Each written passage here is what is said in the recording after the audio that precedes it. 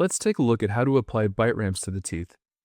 Bite ramps prevent teeth on the opposing arch from interfering with movements needed to treat different clinical conditions, such as deep bites, cross bites, and open bites. They are small wedges placed on the lingual of the anterior teeth to help prop the bite open while the tooth movements are taking place.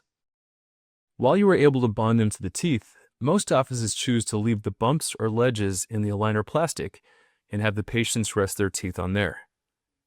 You are able to add bite ramps in both the Cloud and uDesign 10 versions. While in edit mode, click the UD auxiliary icon on the right. In the small window that opens, click on the third tab from the left that says Bite Ramp. You are able to choose on here which teeth you would like to apply the bite ramps by clicking on the available checkboxes.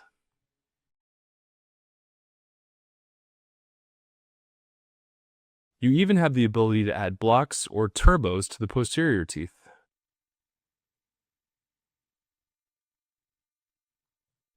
By default, the bite ramps will automatically begin in the first stage and finish in the last. You are able to customize this by selecting the start and end stages in the window to the right and making changes in the drop-down list.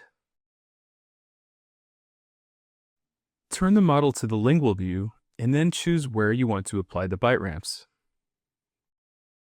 Once they are on the teeth, you can turn on the height adjustment panel to make any necessary changes to the bite ramp heights.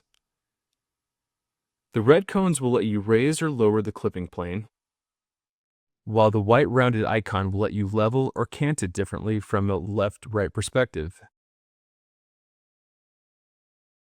Once you have the plane positioned where you'd like the bite ramps to go, click the Sync button to see the immediate changes.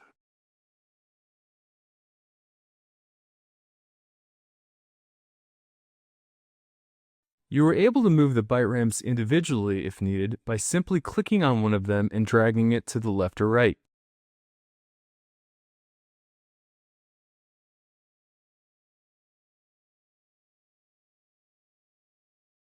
You can also change the width by clicking and dragging the yellow box to the desired position. The interactive window on the left provides a helpful view of the occlusion. The opposing overlay feature is available for you to see where the teeth on the opposing arch will make contact with the bite ramps. Once you have the bite ramps in an ideal position, close out the auxiliary button on the right and your bite ramps will remain on the teeth as prepared.